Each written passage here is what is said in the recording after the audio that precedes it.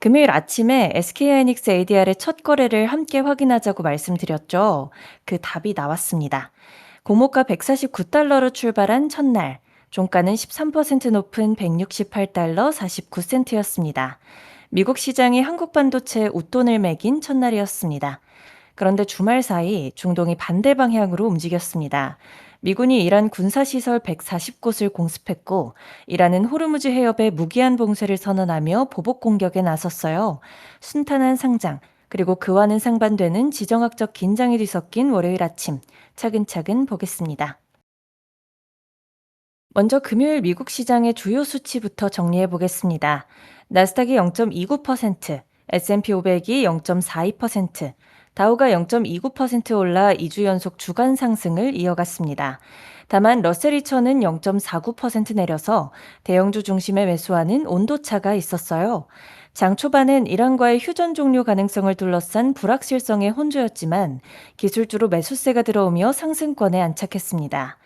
업종별로는 소재가 1.1%, 통신 서비스가 0.9%, 필수 소비재가 0.9% 오르며 강세를 주도했고 헬스케어만 0.8% 내리며 유일하게 하락했어요.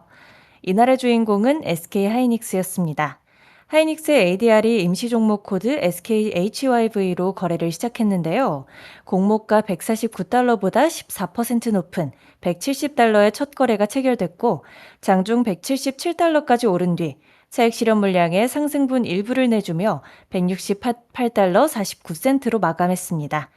공모가보다 13.1% 높은 종가예요. 이 가격을 환율로 환산하면 한국 본주 1주당 약 252만 8천 원, 금요일 한국 종가 218만 원보다 약 16% 높은 값입니다. 유동성도 상당했습니다. 개장 30분 만에 5,200만 주가 손을 바꿨고 하루 거래량은 1억 600만 주에 달했어요. 이 종가를 기준으로 단순 환산한 시가총액은 약 1조 2천억 달러로 미국 마이크론의 1조 1천억 달러대를 웃돕니다. 환율과 환산 기준에 따라 달라질 수 있어 단순 비교엔 유의가 필요하지만 적어도 첫날에 미국 투자자들은 한국 메모리의 마이크론 이상의 값을 매긴 셈이에요. 오늘부터는 정식 종목 코드 SKHY로 정규 거래에 들어갑니다. 주변 종목들의 움직임도 같이 살펴보겠습니다. 메타가 6% 급등의 통신 서비스 상승을 이끌었는데 신규 AI 모델의 성능 우위와 자체 AI 칩을 생산하겠다는 계획이 재료였어요. 엔비디아도 4% 오르며 반도체 강세에 동참했고 샌디스크가 3%, 웨스턴 디지털이 1% 올랐습니다. 반면 마이크론은 1% 내렸는데 하이닉스 상장에 따라 메모리 섹터에서 자금이 분산된 영향으로 풀이됩니다. 그 밖에 스테이블 코인 발행사 서클은 연방 신탁은행을 설립하겠다는 계획이 정부의 최종 승인을 받았다는 소식에 5% 올랐고 델타항공은 예상을 웃돈 실적과 가이던스에도 불구하고 높아진 기대를 충족하지 못해 하락하면서 항공 ETF인 제츠의 약세를 주도했어요. 애플이 오픈AI를 영업비밀 유용 혐의로 제소했다는 보도도 나왔는데 오픈AI가 자체 AI 기기 출시를 추진하는 국면이라 빅테크 간 소송전으로 번질지 지켜볼 사안입니다. 매크로를 보겠습니다. 금요일은 주요 지표 발표가 없는 가운데 연준의 반기 통화정책 보고서가 공개됐어요. 관세 인상과 중동 정세 불안, AI 투자 붐을 높은 인플레이션의 배경으로 지목하면서도 AI 투자가 생산성과 경제의 공급 능력을 높일 수 있다는 긍정적 효과도 함께 언급했습니다. 그동안 워시 의장과 위원들이 말해온 내용과 일치하는 문서였고요. 금리는 단기물 중심으로 올랐습니다. 10년물이 4.562%로 보합권이었던 반면 2년물이 2.7bp 오른 4.216%를 기록하면서 장단기 금리차가 좁혀지는 플래트닝, 그러니까 평탄화 현상이 나타났어요. 달러 인덱스는 100.95로 보합이었습니다. 유가는 금요일까지는 안정적이었어요. 트럼프 대통령이 이란과의 대화 가능성을 열어두고 카트의 중재가 이어지면서 WTI가 0.9% 내린 71.41달러, 브렌트유가 76.1달러로 마감했습니다. 금도 0.6% 내린 4,104달러였고요. 그런데 이 그림이 주말에 바뀌었습니다. 미군이 이란의 군사시설 140곳을 공습했고, 이란은 이에 맞서 호르무즈 해협의 무기한 봉쇄를 선언한 데 이어 중동 내 미군 기지와 석유 플랫폼을 보복 공격했어요. 유가 상승과 증시 하락 우려가 커졌고, 실제로 미국 증시 선물은 금요일 상승분을 일부 반납하며 소폭 하락 출발하고 있어요. 다만 가늠자가 하나 있습니다. 그동안 중동 갈등이 시장에 미치는 영향은 회를 거듭할수록 줄어왔다는 점이에요. 지난 3월 첫 봉쇄 국면에서 WTI가 111달러까지 치솟았지만 사우디와 UAE가 육상 파이프라인을 우회하고 항로를 재조정했으며 여기에 미국의 셰일 증산이 작동하면서 유가는 빠르게 내려온 전례가 있습니다. 시장이 봉쇄에 대응하는 방법을 학습해 온 거죠. 그래서 이번 격화가 새 합의로 가는 진통에 그칠지 아니면 그 학습을 무력화하는 확전으로 이어질지가 이번 주의 첫 번째 변수입니다. 유가와 함께 물가 지표를 앞둔 채권 시장의 반응을 같이 보게 되겠습니다. 다음으로 금요일의 상승 테마를 짚어보면요. 철강을 꼽을 수 있습니다. 철강 ETF인 SLX가 2.1% 올랐는데 이유가 철강 수입 규제를 강화하면서 역내 가격과 마진 회복 기대가 커졌고 아르셀로미탈 같은 유럽 철강주가 급등하자 뉴커와 스틸다이내믹스 등 미국 철강주도 따라 올랐어요.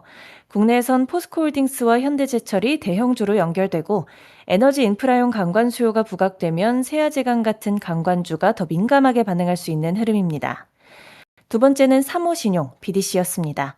중소기업에 대출해주고 그 이자를 배당으로 돌려주는 상장대출 회사들을 묶은 ETF인 BIGD가 2.2% 올랐는데 금리가 높게 유지될수록 변동금리 대출의 이자 수익이 커지는 구조가 부각됐고 이번 주 은행 실적 발표를 앞두고서 금융주 전반의 심리가 개선된 것도 힘을 보탰어요. 세 번째가 해운입니다. 해운 ETF인 BOAT가 1.7% 올랐는데 중동의 해상운송 차질 우려로 항공 변경과 보험료, 운임 프리미엄 기대가 자극된 결과예요. 주말 격화를 감안하면 오늘 이 테마의 온도가 더 오를 수 있는데 국내에선 페노션이 벌크 운임에 HMM이 컨테이너 운임에 각각 민감한 움직임을 보일 수 있고 탱커 운임이 오르는 국면에선 가스선 중심의 KSS의 운도 연결됩니다.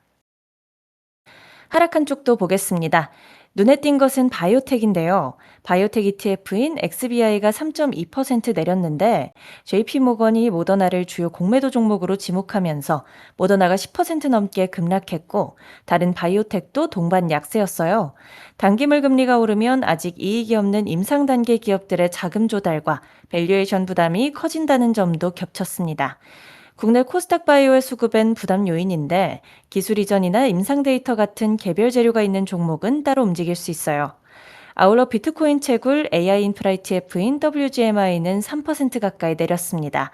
비트코인 반등이 힘을 잃은 가운데 최근 급등했던 종목들의 차익 실현 압력이 커진 결과고요.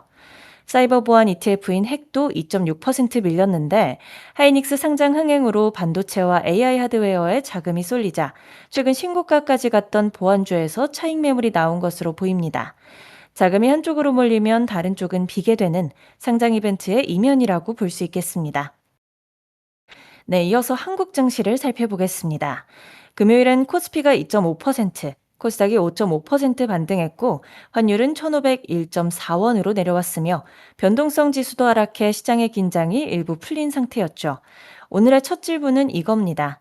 미국에서 형성된 하이닉스의 16%의 웃돈이 한국 본주로 얼마나 전달되느냐? 증권가의 시각은 갈립니다.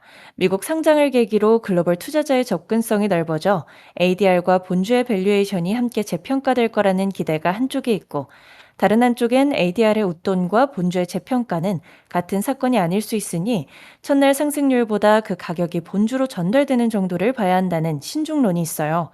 오늘 하이닉스의 주가와 외국인 수급이 답을 줄 것으로 보입니다. 반도체 전반으로도 금요일 미국의 강세가 이어질 가능성이 있는데 주말 중동의 긴장 확대가 압력을 가하는 구도라 두 힘 중 어느 것이 큰지를 확인하는 하루가 되겠습니다. 그리고 목요일 금융통화위원회를 앞두고서 그간 순이자 마진이 개선될 것이라는 기대로 급등해온 금융주가 상승세를 이어가는지도 관전 지점입니다. 그러면 향후 관전 포인트를 확인하면서 정리하겠습니다. 이번 주는 일정이 촘촘합니다. 내일 화요일엔 미국 6월 CPI가 나오는데 시장 컨센서스는 헤드라인이 전월 대비 마이너스 0.1%, 근원이 플러스 0.2%예요. 헤드라인이 마이너스로 예상되는 건 그동안의 유가 하락이 물가에 반영되고 있어서인데 주말 중동 격화로 유가가 되오른다면 그 다음 달 물가부터는 다시 부담이 될 수 있는 구조라 이번 수치와 유가의 방향을 함께 읽어야 합니다. 같은 날과 수요일 밤 11시엔 워시 연준 의장의 상원 하원 증언이 잡혀 있고 수요일 PPI도 나옵니다. 또 수요일엔 ASML, 목요일엔 TSMC의 2분기 실적의 발표에 따라 AI 밸류 체인의 실적 지진이 시작되고 대형 은행들의 실적도 이번 주부터 시작돼요. 목요일 한국에선 금융통화위원회가 금리 인상 여부를 결정합니다. 그리고 오늘 밤부터 하이닉스의 나스닥 정규 거래가 시작되는 만큼 ADR과 한국 본주 사이의 간격이 어떻게 움직이는지를 매일 확인하게 되겠습니다. 여기까지 미국 증시 마감 시황이었습니다. 월요일 아침이라 아직 몸도 마음도 완전히 켜지지 않은 분들 많으실 것 같습니다. 그래도 오늘 함께 한 주의 첫 시장 흐름을 차분히 열어봤습니다. 아침에 본 포인트들이 장중에는 어떻게 이어지는지 천천히 확인해 보시면 좋겠습니다. 출근길에 듣고 계신 분들은 끝까지 안전하게 이동하시고요. 사무실에서 조용히 함께 하신 분들, 집에서 하루 준비하며 들어주신 분들도 모두 감사합니다. 월요일은 너무 많은 걸 한 번에 해내려고 하면 더 길게 느껴질 수 있으니까요. 오늘은 꼭 해야 할 것부터 하나씩 정리하면서 가보셨으면 좋겠습니다. 월요일 하루 잘 보내시고요. 네, 더운 아침이네요. 시원하게 하루 보내시고 저는 저녁에 다시 인사드리겠습니다. 오늘도 봐주셔서 감사합니다. 좋은 하루 보내세요.